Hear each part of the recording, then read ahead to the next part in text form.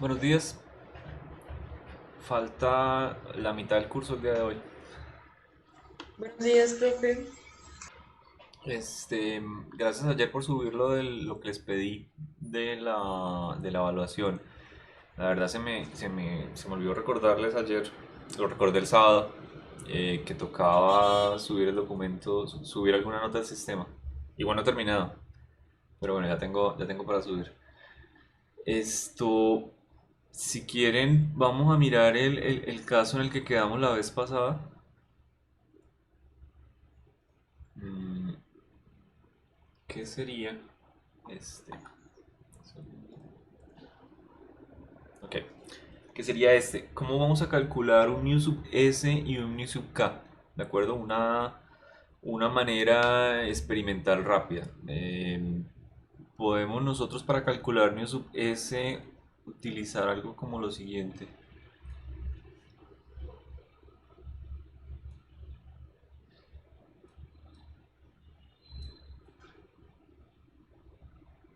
Yo pensé que había hecho el enunciado acá.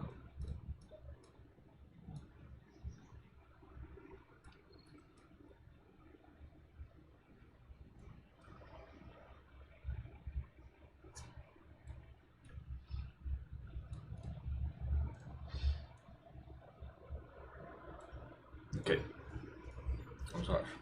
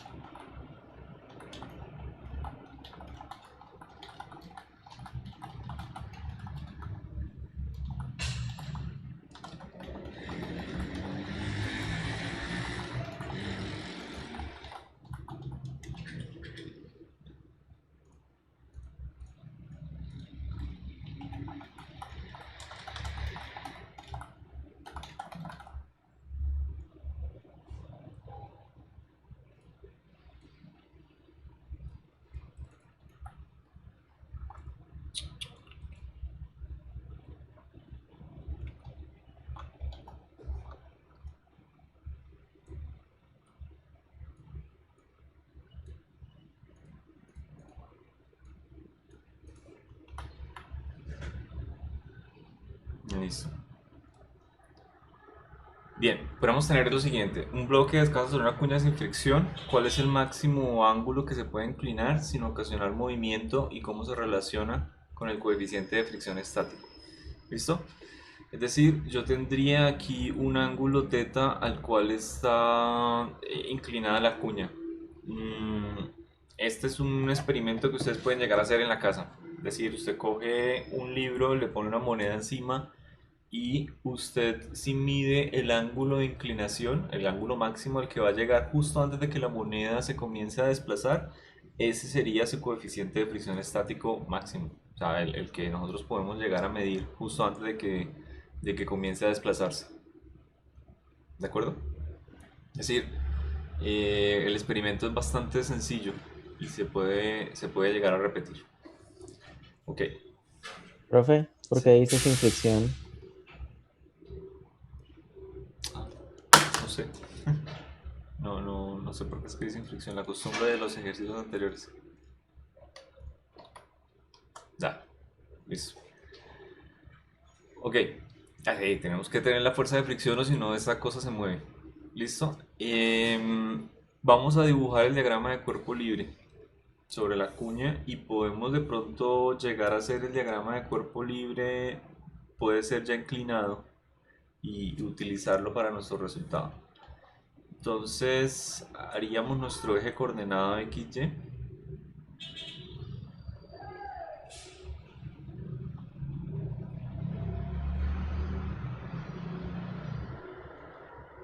Ok, ahorita lo nombro.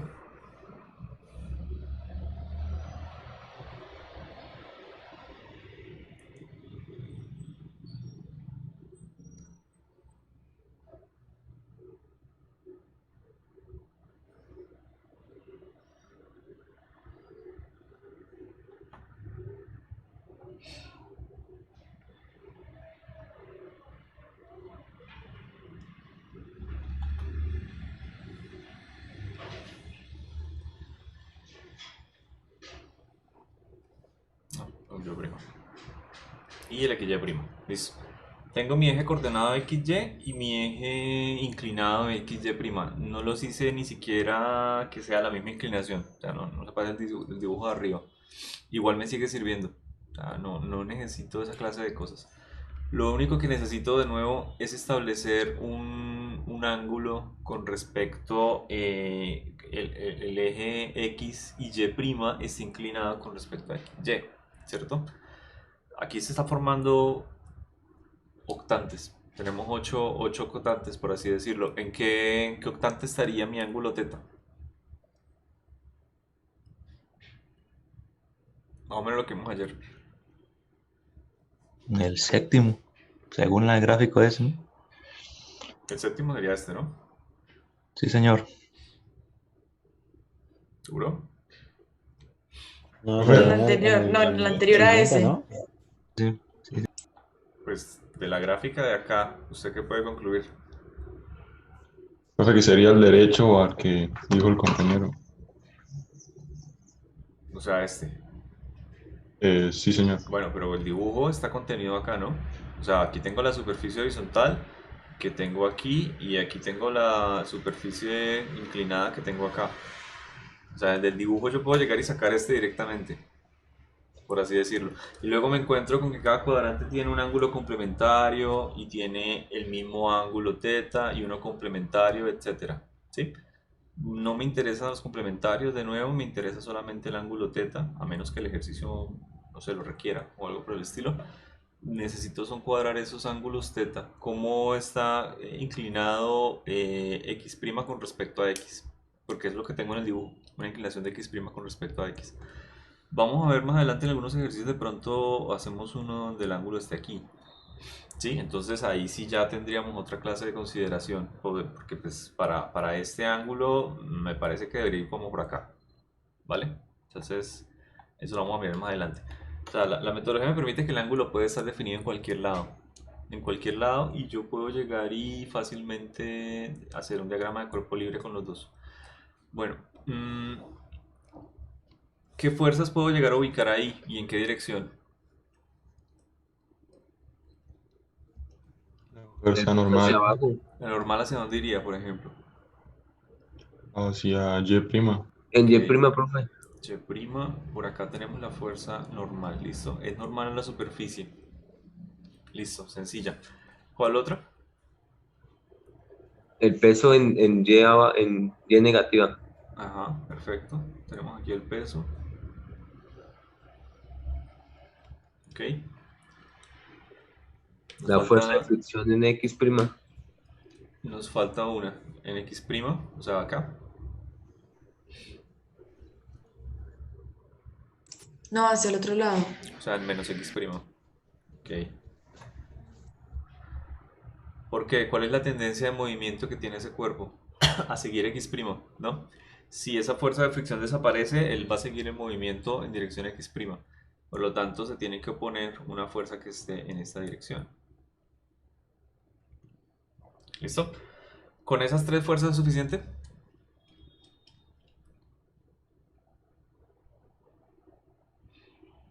¿O me No, falta porque alguna? ahí estaría indicando que se mueve hacia donde está la fricción, ¿no? Toca la No. fuerza como externa, ¿no? No, porque la fricción siempre va en dirección opuesta al movimiento. Así tenemos un movimiento parabólico, de nuevo, y vamos a mirar el rozamiento con el aire, hay una fuerza de fricción que va en contra de la velocidad. Es tangente a la trayectoria, pero negativa a la velocidad. Ah, no, olvídalo. Ya, es que me di cuenta que eso es por las componentes del peso. Ajá, exacto. Sí, ya. El peso sería la fuerza externa que usted necesitaba en los otros ejercicios para que hubiera movimientos. Aquí el que está haciendo que el cuerpo pueda llegar a moverse es la componente del peso, ¿sí? Si yo desaparezco la fuerza de fricción, es posible que tengamos un movimiento, bueno, posible no, vamos a tener un movimiento a lo largo de X', fijo. La única opción es que la normal sea igual al peso y eso solo se da cuando θ es igual a cero, ¿ok? Pero como tenemos fuerza de fricción no es necesario.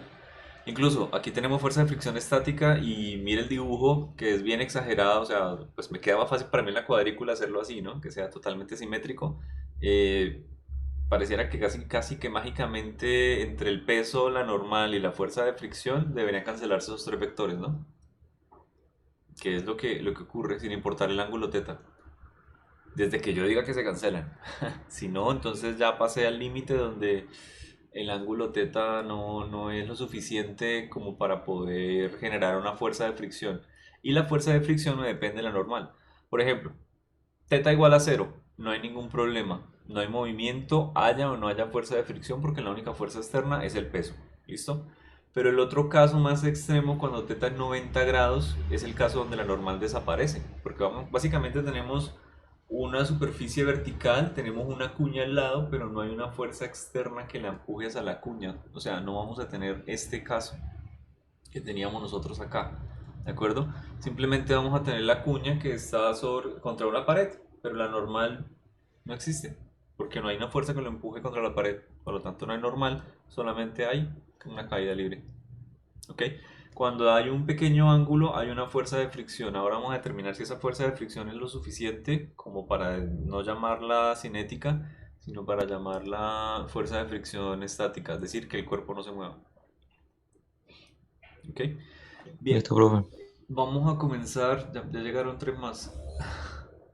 Vamos a comenzar con la sumatoria de fuerzas en... De hecho, puede ser cualquier ángulo o cualquier eje. No, mentiras. Hagamos la sumatoria de fuerzas directamente en Y'. O sea, este diagrama de cuerpo libre lo podemos limpiar un poquito pasándolo a un dibujo de X' y Y'. ¿Sí? Pero como ya lo hicimos dos veces la vez pasada, de pronto con este diagramita que tiene muchas cosas pintadas, muchos colores, puede llegar a ser suficiente para de una vez sacar las ecuaciones. Entonces, en la sumatoria de fuerzas en Y', ¿qué colocamos primero? ¿Qué fuerza es positiva en esa dirección vectorial? Normal. Y completica, ¿cierto? La normal, sin Sí, coseno señor. ni seno de ángulo, estoy dibujándolo en Y' y la normal ya está en dirección Y'. No tengo ese inconveniente. Listo, ¿qué fuerza iría en contra de esa normal en dirección Y'? Coseno por el peso. Coseno de teta por el peso. Exacto, el coseno de teta por el Negativo. peso que viene haciendo esta pequeña componente, ¿cierto? Y también vamos a tener otra componente. Quedó como muy largo ese vector. Que esta pequeña componente, también vamos a tener una componente que va en dirección del eje X', es decir, este sería mi peso en Y' y mi peso en X'. ¿Listo? Tengo esas dos componentes para el peso y es casi que para el único vector que yo tengo componentes. Entonces sí, efectivamente está relacionado con el lado adyacente. ¿De acuerdo?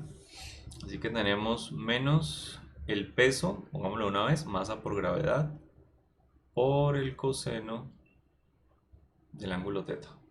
¿Ok? Tenemos un movimiento en el eje Y'. ¿Hay aceleración en ese eje? No, no hay movimiento. Para nada, así que igual a cero. ¿Listo? De hecho no hay ni para X, ni para Y' ni para X'. No tenemos ese problema. Ok, hagamos la sumatoria de fuerzas ahora en X'. Bueno, yo creo que mejor escribamos de aquí. ¿Qué me queda? Me queda que la normal es igual a la masa por la gravedad por el coseno de teta. ¿Listo? Bien. ¿Qué sería entonces la sumatoria de fuerzas en X'?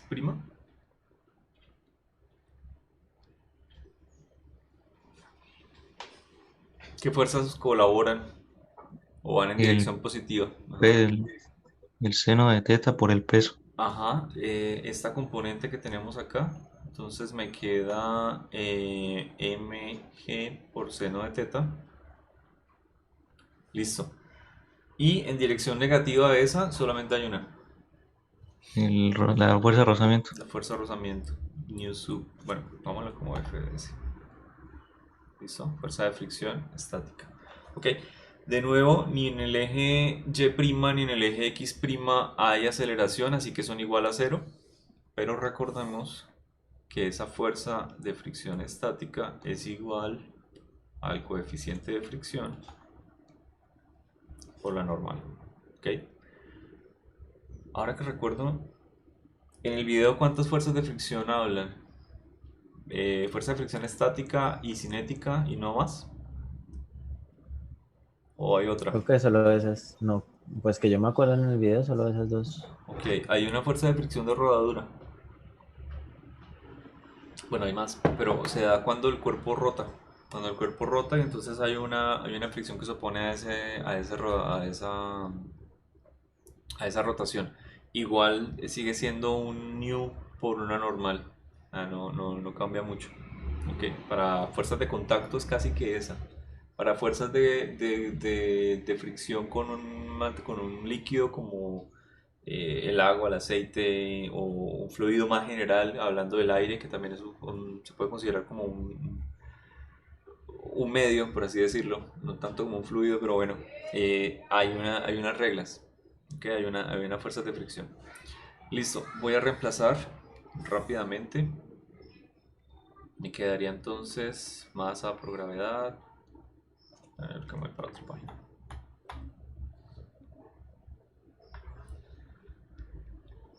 Ok, masa por gravedad, seno de teta, menos el valor de la fuerza de fricción, que viene siendo nu sub s por la masa, por la gravedad, por el coseno de teta. Igual Profe, a eso cero. no, Listo, ¿puedo profe, le digo verificar? algo, Señor. le comento algo, profe, es que una vez una tarea que tuve yo en el colegio, creo que para calcular ese coeficiente se aplicaba era la tangente del ángulo, creo, o estoy mal. Vamos a ver. ¿Pero lo hicieron? ¿Sacaron de dónde era? No, o sea, el Pero profesor me puso usted me el preguntó profesor me esto. dijo, Vale, ahí vamos a ver de dónde sale. listo. Pero sí está relacionado con la tangente del ángulo. Sí, ¿Listo? es que mi profesor me dijo no hace mucho tiempo, sí. Pero pues de pronto no miraron bien de dónde salía esa parte. No, Sí, en eso aquí no de lo miramos. hecho, o sea, aquí de hecho ya está. No sé si lo alcanzan a ver rápidamente, pero Sí, sí. voy a separar esto. Me va a quedar de un lado la que tiene seno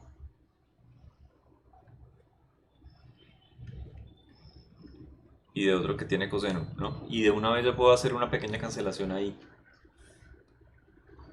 que se me cancelaría a ambos lados del El igual. peso, el MG. Ajá, el peso se me cancela automáticamente y ya puedo llegar a despejar este valor, ¿no? Me queda que ese valor de nu sub s va a ser seno sobre coseno, o sea, tangente de teta. Listo. Es así, simplemente es bastante poderoso. Hacer un laboratorio usted mismo en su casa no tiene mayor problema. Que necesita un compás. Un compás, eso es todo. Y conocer qué materiales está probando. Está probando plástico contra plástico, está probando plástico contra madera, está probando madera contra madera. Esos coeficientes de fricción es de un objeto con respecto a una superficie. O sea, no hay un coeficiente de fricción que yo diga, ese es el coeficiente de fricción del acero. No, es del acero con madera, o acero con acero, o acero con hielo, o acero con teflón, o acero con cualquier otro material. ¿De acuerdo? Y por supuesto estos coeficientes son medidos completa y absolutamente experimentalmente. Porque pues igual, ¿qué es un coeficiente de fricción? Es una aproximación, por así decirlo, de otro mundo, del mundo atómico, del mundo cuántico, y están aproximando incluso muchas propiedades de los materiales. O sea, puede ser que haya uno que sea más poroso, otro que no sea tan poroso, la superficie es regular, bastante irregular, es decir, puede llegar a cambiar ligeramente dependiendo del material y dependiendo del corte con una herramienta, cosas por el estilo. Pero funcionan bastante bien los encontrados experimentales que son aproximados. Incluso si es madera, por ejemplo, que la madera es muy regular. ¿Sí? Ok. Así, señor, gracias. Listo. Ese era el resultado que nosotros esperábamos. Vamos a mirar otro, el cual ahora quiero un ejercicio que me permita ya lo contrario, un objeto que esté en movimiento y con ese movimiento, que ojalá sea lo más sencillo del mundo, poder encontrar la coeficiente de fricción estática. Entonces, cinética, perdón. Mm, ok. Escribo acá, yo pensé que los había escrito. No me acuerdo dónde están.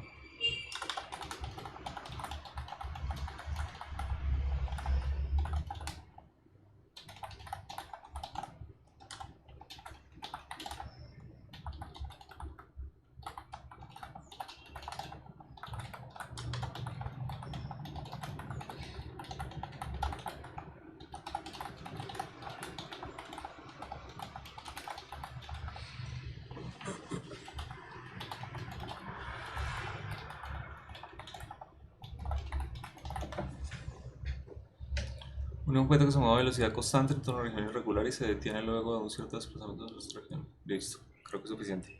Ok,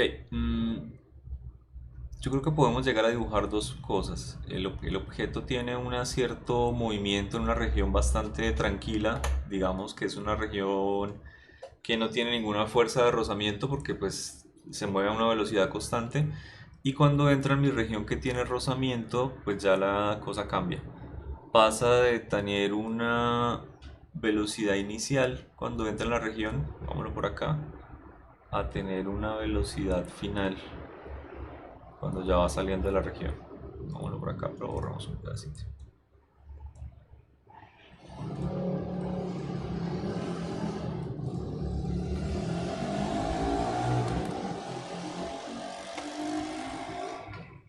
Ok.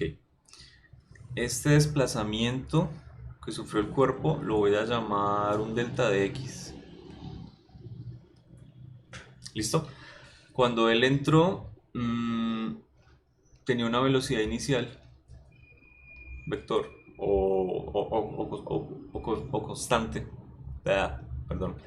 No sabemos cuál. Lo que sí sabemos es que se detiene luego de un cierto desplazamiento, es decir, por acá se va a detener. Velocidad final igual a 0. ¿Listo? ¿Faltaría más cosas? Sí. ¿Qué lo hizo acelerar? O sea, tuvo que actuar, desde si estaba del reposo, tuvo que actuar una fuerza por un cierto periodo de tiempo. ¿Sí? Cuando nosotros llegamos y golpeamos una canica, por ejemplo, con un cuchis, lo que estamos haciendo es actuar una fuerza que actúa durante muy corto tiempo, pero pues es una fuerza grande comparado con el objeto. Un impacto, por así decirlo, pero es lo mismo, es una fuerza que nosotros hicimos para darle una aceleración muy rápidamente y que él tuviera una velocidad. Entonces, lo que sea que fuese fenómeno, no lo conocemos. Sabemos simplemente que él se estaba moviendo a velocidad constante, entró en la región irregular y se detuvo luego de que desplazó un delta de X. Este de pronto no es tan fácil de hacer en la casa, por así decirlo, es más fácil de hacer, digamos, en un laboratorio o con un cierto equipo, aunque se puede. Porque en el laboratorio usted llega y coloca una paletica o algún instrumento, por ejemplo, de medición que está ahí. Una fotocelda se llama. Usted lo que hace es llegar y decir, bueno, yo conozco la longitud de mi objeto, así sea muy pequeño, es medio centímetro, ¿sí? O es un centímetro. Entonces yo mido el tiempo que le demoran a atravesar la paletica azul, o sea, la fotocelda. Se demoró medio segundo. Ah, perfecto. Entonces tenemos el desplazamiento que él tuvo sobre el tiempo. ¿Ok? El desplazamiento sobre tiempo, velocidad. Y ya, con eso uno conoce la velocidad con la que el objeto entró. ¿Es inexacto? Sí, claro, porque usted depende de la longitud del objeto. Entre más pequeño sea, mucho más exacta va a ser la medida de velocidad. Pero es la única manera de medir una velocidad experimentalmente. Tiene que ser así, o con otro instrumento de medición, pero al fin y al cabo lo que va a medir es básicamente lo mismo: un delta de posición contra un delta de tiempo. O sea, sigue siendo velocidades medias. Aunque utilicen los radares de carros de medidor de velocidad, que él mide frecuencia, por así decirlo, siempre se va a transformar esas medidas a posición contra tiempo, porque si no, no hay velocidad. Cuando yo digo frecuencia es que utilizan el efecto llamado efecto Doppler. Un efecto que dice que cuando un objeto se mueve hacia usted, la frecuencia va a ser diferente a si el objeto se aleja de usted. ¿Okay? Bien. Miremos el diagrama de cuerpo libre. De hecho, este ni le puse nombre.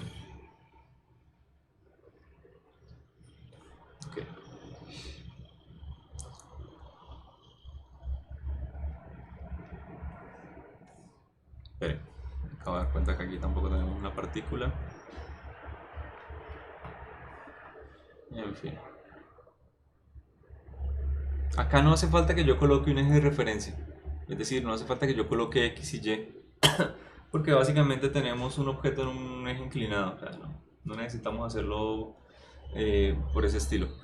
Voy a colocar las fuerzas fáciles mientras ustedes piensan las otras dos. O la otra.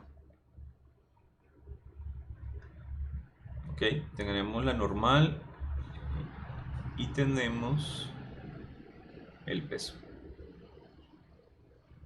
Ok. ¿Qué otra fuerza se involucra con el cuerpo de masa m?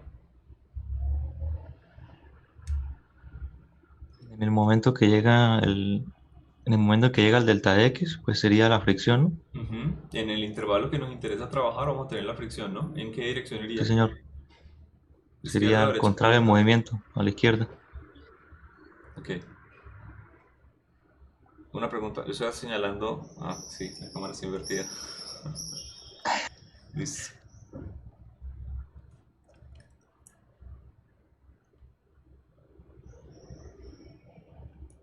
Dale. Tenemos una fuerza de fricción cinética que va en contra. ¿Hace falta alguna otra fuerza? La que hace mover al objeto. Él ya venía con una velocidad. O sea, no lo necesito. El objeto tiene un movimiento hacia la derecha y eso es clarísimo, pero tiene una tendencia de moverse hacia otra dirección, ¿no? ¿Hacia dónde?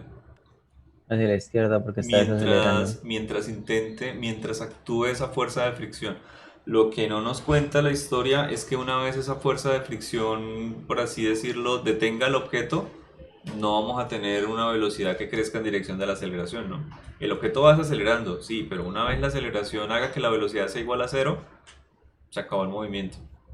Pero la aceleración que vamos a tener en el objeto efectivamente no va hacia la derecha. La aceleración que tenemos en el objeto va en contra del movimiento. O sea, es porque es la única fuerza que hay, ¿cierto, profe? Es la En el única. eje, La entonces sumatoria de pues debe fuerzas ir. tiene que ser igual a la masa por la aceleración. ¿Listo? Por eso la coloco hacia la izquierda. Recuerden que en estos diagramas de cuerpo libre no se acostumbra a colocar otra cosa que no sea fuerzas. Y la sumatoria de todas las fuerzas no es una fuerza, ¿de acuerdo? Pero colocar acá la masa por la aceleración me puede servir bastante. Entonces yo la coloco. Me puede servir para entender el ejercicio. Listo, gracias. Listo. Hagamos la sumatoria de fuerzas. Hagámosla en el eje Y. Aunque no va a tener mucho misterio.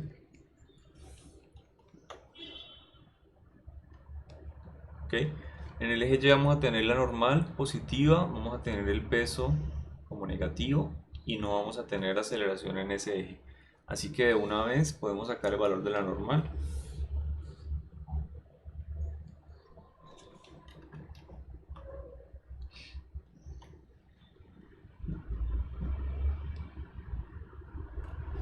¿Ok?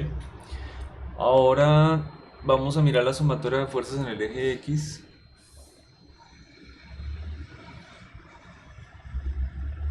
O como hay solo una fuerza hacia la izquierda, podría llegar a colocar menos F sub k igual a menos la masa por la aceleración. ¿Sí? Pues ambas están en el sentido menos X. Solo para este ejercicio y bueno, en general vale la pena como colocar en el sentido del movimiento, ¿no? Es decir, voy a colocar las fuerzas que me contribuyen al movimiento. Voy a colocar entonces la fuerza de fricción, F sub k, pero como una integral. ¿Ok? F sub k y que va a ser igual a la masa por la aceleración en la dirección del movimiento. ¿Listo? Ok. Reemplazo el valor. Recuerden que también para la fricción cinética el valor de esa fuerza de fricción es el coeficiente por el valor de la normal. Ya lo calculamos de arriba. Es decir, me quedaría algo como es.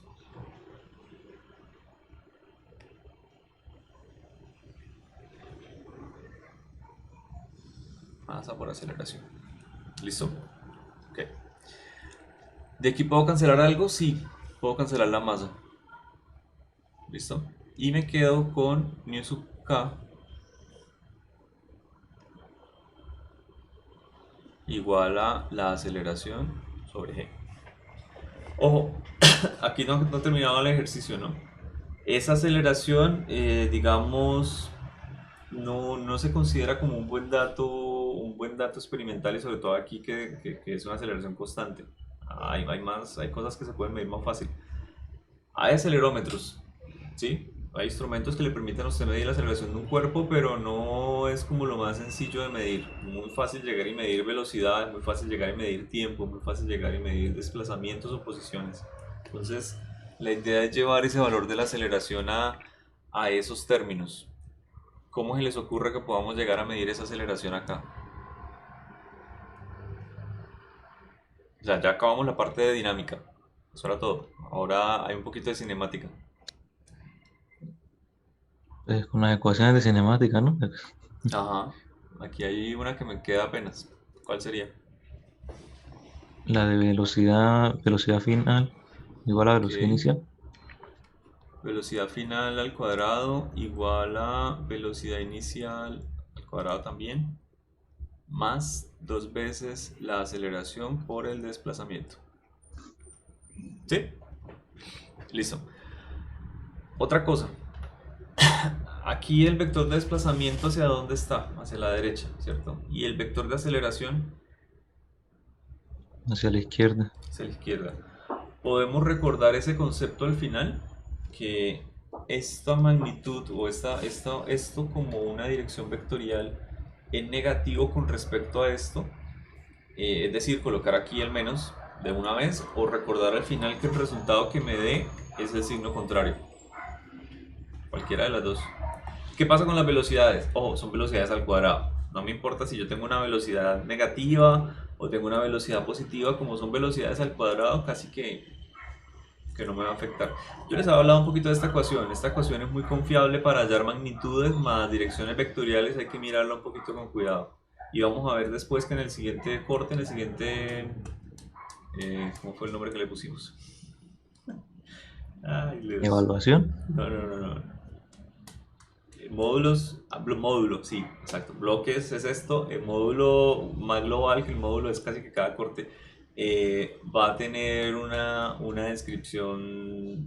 Vamos a encontrar la misma ecuación por otro método. Métodos energéticos, pero vamos a llegar exactamente a la misma ecuación. ¿Ok?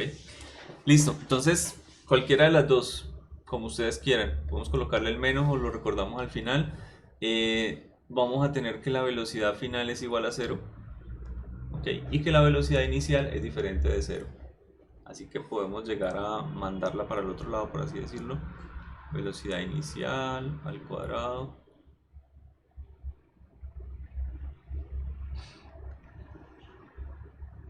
Delta de x. ¿Listo? Despejo el valor de la aceleración.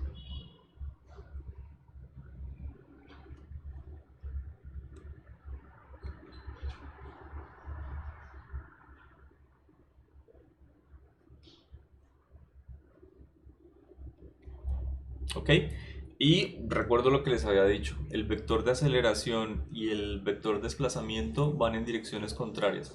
O podría haber sido un poco menos terco y haberlo cambiado acá al inicio. Lo pongo negativo, por lo tanto cuando la separo me van a quedar positivo y me va a quedar positivo. Cualquiera de los dos casos está bien. ¿Listo? Esta aceleración es en magnitud, así, con este valor. ¿De acuerdo? En dirección vectorial, sí, es negativa, pero su magnitud es esta. Y es lo que a mí me interesa, le puedo sacar incluso valor absoluto entonces. Y me interesa por lo siguiente, porque con ese resultado de la aceleración, yo simplemente lo reemplazo acá y ya obtengo mi valor de mi nu sub k.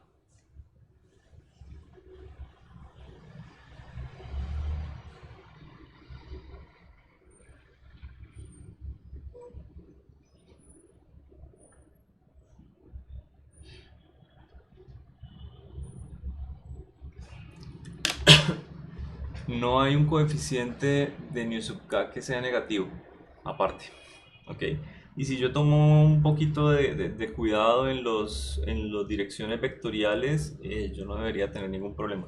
La dirección vectorial, de hecho, yo ya la utilicé, yo ya la gasté, por así decirlo, cuando dije que la fuerza de fricción iba en la misma dirección de la aceleración. Entonces, volver a considerar esa parte vectorial como muy a la ligera me puede llegar a producir aquí un problemita, y es que esto sea negativo, y no es cierto. ¿De acuerdo? Tanto ni sub S como ni sub K, yo espero valores positivos. Ok.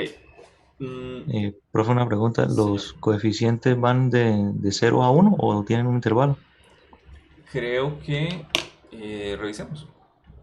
Creo que no. Yo para la parte experimental estoy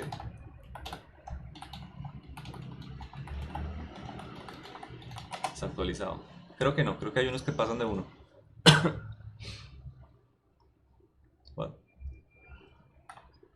Bueno, aquí hay otros.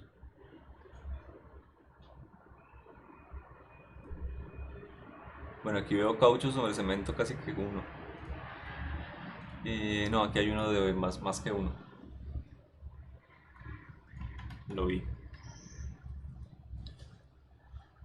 Acá, por ejemplo, cobre hierro 1.1. Estático. Hay. Sí, no está limitado por el de 0 a 1.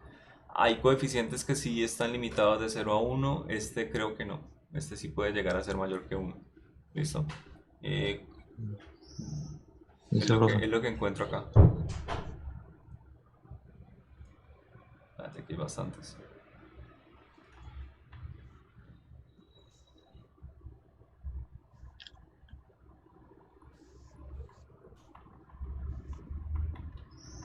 Bueno, está cargando.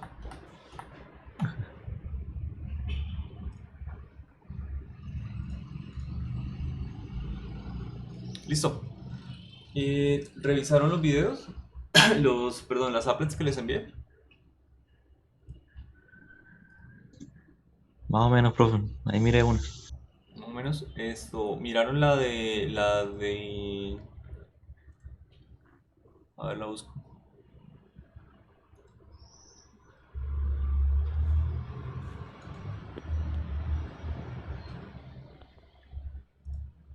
¿Miraron esta, al menos? Miren que esta aplicación está chévere. Me permite llegar a cambiar un coeficiente de fricción entre los materiales y de una vez me va cambiando los materiales. O sea, no está mal. Entiendo que ¿me dice qué material es? Ah, sí, acá. Goma fórmica. No sé qué es eso. Fórmica es como el material de madera prensada. Ok. Ahí según la imagen parece, profe. Y una goma, en fin. Aluminio estriado, goma con marcas y goma. Bueno, goma con goma yo sí espero que sea bastante resistivo. Y en fin, voy cambiando y él me va mostrando diferentes materiales. Aquí está limitado hasta 1. No sé si realmente es así. ¿Ok? Pueden preguntarle al experimental si hay coeficientes mayores que 1. Creo que sí. O sea, los encontré. Es lo que encuentran los experimentales. Listo. Sí, profe. Yo le coloco, por ejemplo, aquí un coeficiente de fricción 0 y si yo le aplico una fuerza externa, automáticamente comienza el movimiento.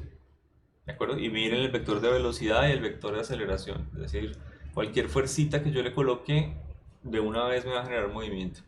¿Listo? Cuando yo le coloco un coeficiente, por ejemplo, 0,2, que es para la fuerza estática máxima, yo necesito una fuerza que me supere esto para ocasionar movimiento. 7.84, ¿ok? La voy aplicando y solamente cuando la fuerza va a pasar ese valor, pensé que había pasado, es que ocurre movimiento. Ahora, miren que si yo bajo de una vez, es que ocurre muy rápido esto.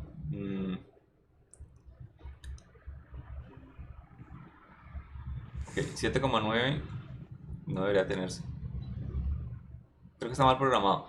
Ok, ¿qué es lo que quiero decir? Este es la fuerza de roce dinámico, ¿sí? Y es menor que la otra. A ver si la puedo pausar. Ok. Esta es el fuerza de rozamiento estático, 7,84 newton, es decir, necesito una fuerza mayor que esa para ocasionar que el objeto se mueva. ¿Listo? Pero luego, que él se está moviendo, esta es la fuerza de rozamiento dinámico o cinemático, cinético que yo tengo, que es menor que la fuerza que yo utilicé para romper su estado de movimiento. Podría llegar a bajar un poquito la fuerza y el objeto debería seguir en movimiento. ¿Sí? Eso es algo un poco de lo que yo les hablé ayer, que este valor del coeficiente estático es menor que el cinético. O sea, es más difícil romper la parte de decir un cuerpo no se está moviendo y a llegar a detenerlo. ¿De acuerdo? A llegar Eso, a cambiar el movimiento. Listo. Y los otros, Profe, señor. eso, pues, como una idea que me ocurre a mí, ¿eso tiene algo que ver con lo de la ley de inercia? El hecho de que, por ejemplo, o sea, como que la barrera estática es más fuerte para avanzarlo y también la barrera, bueno, cuando es dinámica es más bajita porque el objeto tiende a seguir en movimiento. Tiene que ver más con el electromagnetismo. Se la pongo Ah, así. ok. O sea, cuando se tienen los objetos estáticos uno contra el otro, las fuerzas de rozamiento casi que son un poco más rígidas, por así decirlo. Una vez usted tiene cierto movimiento, no sé si ya vieron el video de Leidenfrost, se los mostré.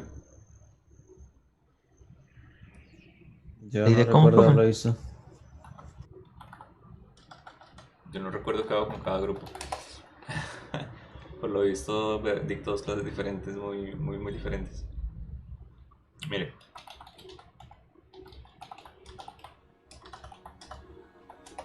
Bueno, pero ahora sí me acordé que se lo mostré a los dos. Esto, ¿lo han visto? ¿Saben qué es? No, señor. Have you ever seen a drop of water climb stairs or navigate a maze? Yeah, it's possible, thanks to something called the Leidenfrost.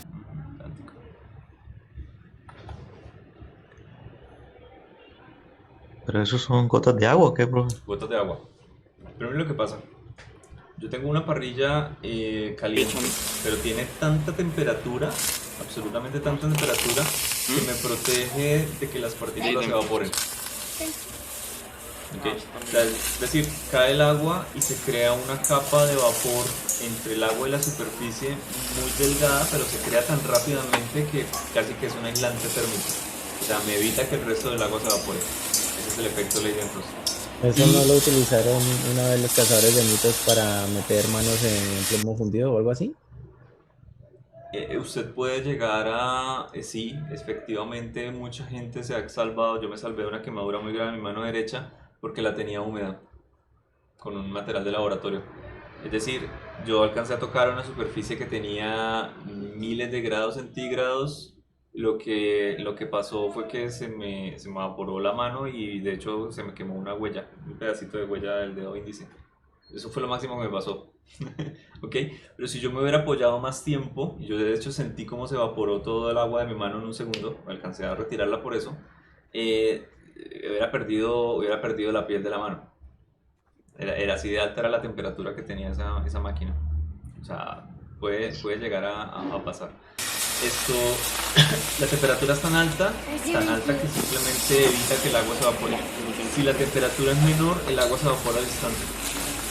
O sea, es un efecto complejo. No sé si tenga aquí una con menos temperatura. Ok, miremos este. Este es buenísimo. Ah, creo que aquí está. Bien. ¿Sí? Miren cómo poco a poco la gota como que dura más, es decir, ahí se está calentando. Al inicio la evaporación es instantánea. Se cae la gota de agua y se evapora de una. Pero conforme se va calentando ya empieza a formarse una esfera sobre el plato. Ya después de 200 grados, según parece, ya se forma el efecto. Okay.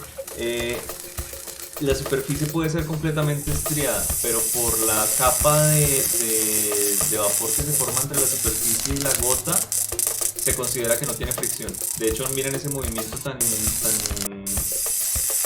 único que está teniendo ahí. Ese es un movimiento armónico simple. O sea, ese movimiento que tiene un péndulo. ¿De acuerdo? Un movimiento que tiene un péndulo. Pero lo tiene en 2 dimensiones. Y eso si quiere vemos otro video porque alcanza. esas curvas, ese movimiento que él está haciendo, tienen un nombre.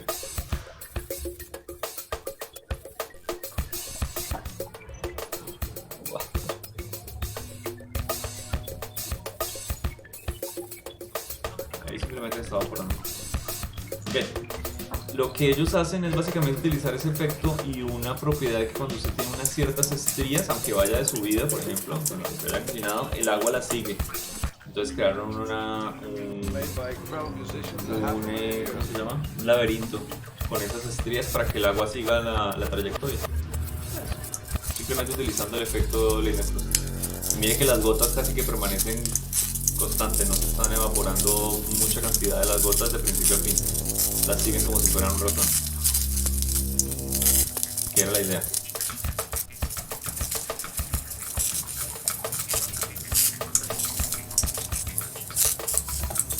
¿Listo? Eso es. Las otras figuras que les decía y que son bien interesantes.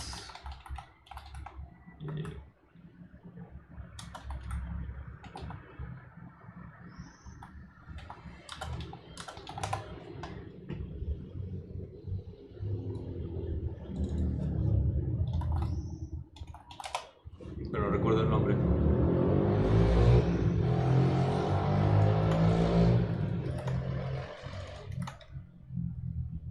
Es esto, que lo van a ver más adelante. Es decir, esta clase de figuras son las que describe un péndulo, pero en 2 dimensiones. Sí, todas estas figuritas. O sea, cuando ustedes veían la gota que se movía, básicamente estaba haciendo una cosa como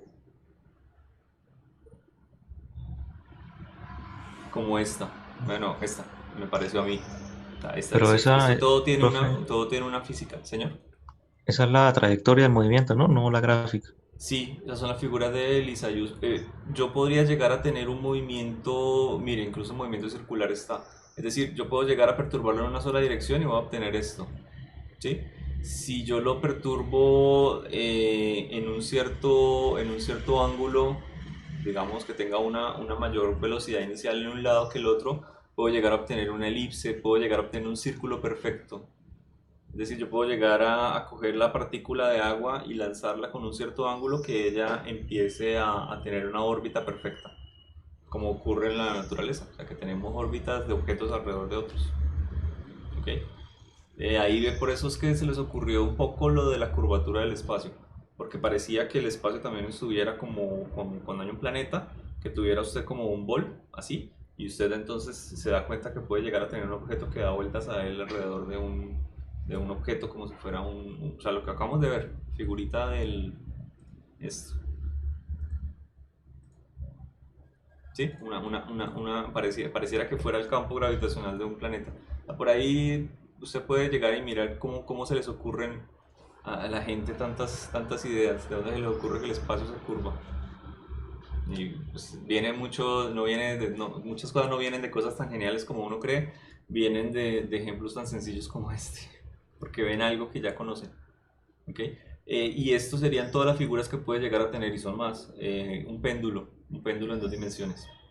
En una dimensión nosotros lo conocemos, va de izquierda a derecha, depende de la velocidad inicial del péndulo y de la posición. Esto también depende de la posición y de la velocidad inicial del péndulo, las figuras del Lisayus. Profe, ahí dice en ese documento que esa ecuación de 4 variables que está ahí, que es la trayectoria de tipo o algo así. Ajá. Bueno, no Que sé dice f, cómo x, y. están haciendo estas figuras del Lisayus aquí. Parece que es una cuestión eléctrica. O sea, esas figuras se pueden ver en un osciloscopio, ¿sí? Pero también son movimientos mecánicos. O sea,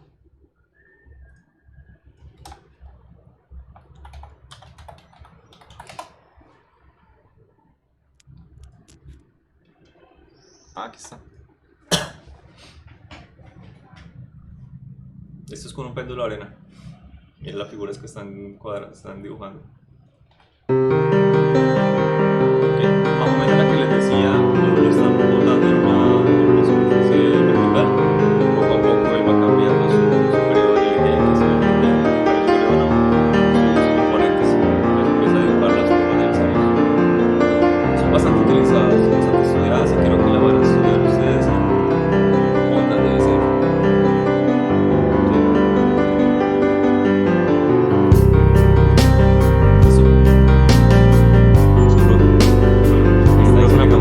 movimiento de ese péndulo es por la rotación de la Tierra. No, no. Él O sea, tiene... que se mueva así, que esté moviendo de esa forma. No, él se mueve porque yo le puse una velocidad inicial y le puse un ángulo inicial con respecto a un eje. Si yo invierto mi ejercicio, es decir, lo roto 90 grados, por ejemplo, o 30 grados, y vuelvo y repito el mismo ángulo, yo voy a dibujar la misma figura, solo que rotada. O sea, no tiene nada que ver con la rotación de la Tierra, o si estoy en el norte o en el sur del Ecuador o algo por el estilo, voy a obtener la misma figura. Sí, eso Listo, profe. era, que creo que entendí que eso era lo que usted pensaba, que se iba a cambiar si yo cambio de, de ángulo o algo, no, va a obtener la misma figura. Para Listo, profe. detectar de hecho la rotación de la Tierra con un péndulo, creo que sí hay una manera, es complicada. O sea, hay experimentos para detectar la rotación de la Tierra. Y sí se puede. Sí, algo que me cambie, alguna cosa que sea muy sensible a cambios de aceleración, donde no debería ocurrir. Entonces, ahí se puede llegar a detectar. No se me ocurre ningún experimento para mostrarles ahorita. Bueno, quedan 2 minutos. Gracias por Listo, profe. venir. Que estén muy Listo, bien. profe, Hasta luego. Hasta luego, gracias. profe. Gracias, profe. Hasta luego. Gracias, profe.